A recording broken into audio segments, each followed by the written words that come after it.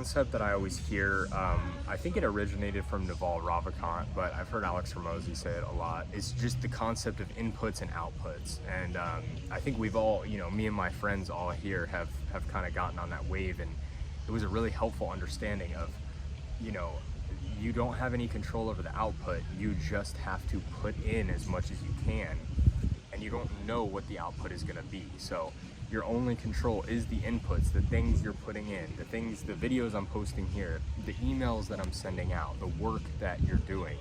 And I think it's interesting that it kind of applies to everything, and that's kind of part of this experiment here on YouTube, is me not really putting in effort. I'm not making thumbnails, I'm not making titles, I'm not doing research trying to come up with the best topics.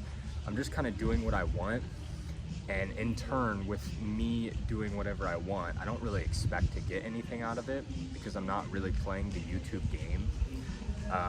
So when I do get a result, which it was small, I got a video with a few hundred views, but it was the comments that really were nice to read, and it was much more mind-blowing to me, because before, a few hundred views wouldn't have been much, but with me expecting nothing, it was amazing, incredible. And I think that's a really cool idea of just focusing on what you're doing to put in, making that the goal, and the output just kind of takes care of itself. I try hard to do things like, take my girlfriend out, get her flowers, be supportive, like all those things. And it's resulted in a great relationship, and she reciprocates that and all that. And it's just one of those things where obviously that one's a two-way street, but I think the more that you're willing to do a lot of these things with no return, it's like giving without expecting anything in return.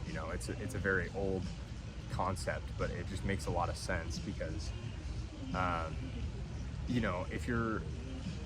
if you're expecting the output, that's something you don't have control over. So you're pretty much just setting yourself up for failure. Make the goal 100 reach outs a day, or one YouTube video a day. Like, I'm doing one YouTube video a day. That's it. That's my goal. I don't really care what happens. And yes, I have things that I would like to get out of it, but do I really care when they happen? No. Do I really care if they happen? No.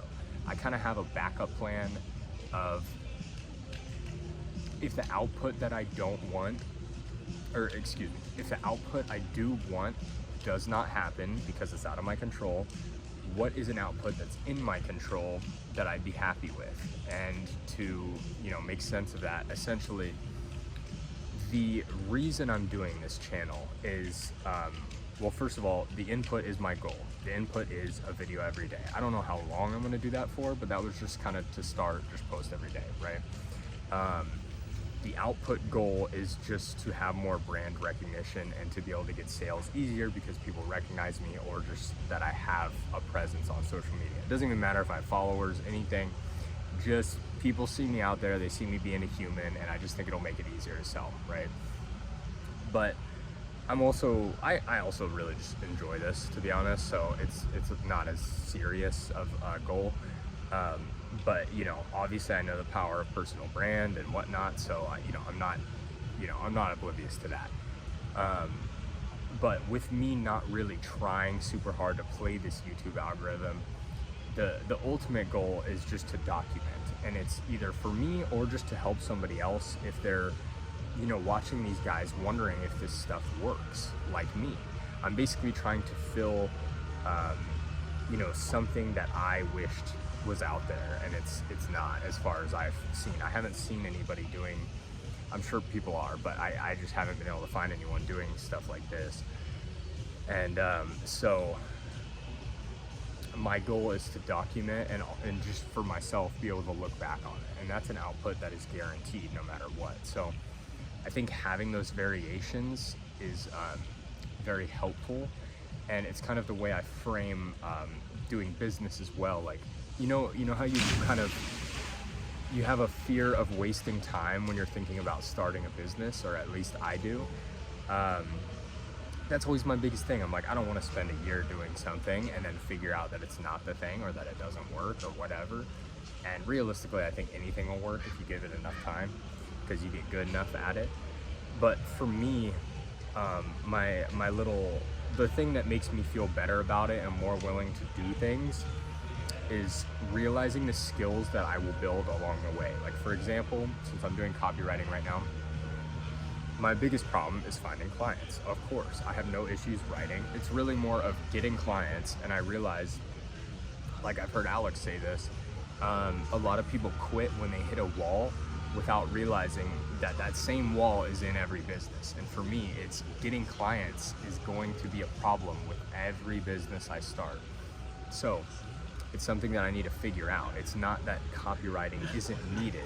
It's that I don't know how to get clients. So I'm learning to market and to sell.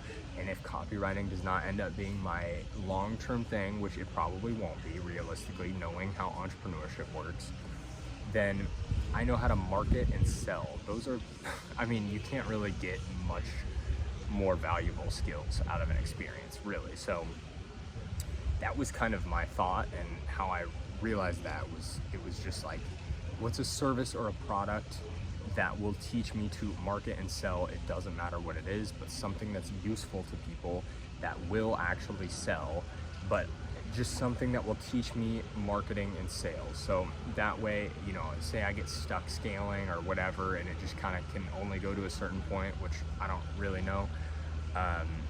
Or, you know, it's just like too hard to find good people and I don't want to deal with it or whatever.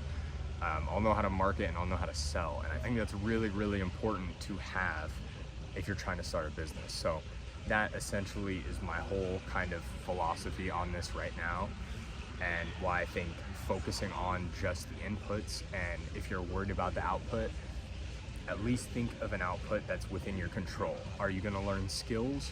Are you gonna have something to look back on? Are you gonna, you know, maybe just help a couple people here and there? Like, all of those are goals of mine that are within my control. And I guess helping people isn't really, but I just can safely assume that if I continue posting these videos every day, I will not by definition, but I will eventually help at least one person, bare minimum, maybe just not feel so alone in the journey. And maybe some of my advice helps, but like I said, I don't know what I'm doing. I'm not a millionaire, so I don't expect my advice to help anyone. I just share what I learned along the way. So hopefully that's useful, and let me know if it is.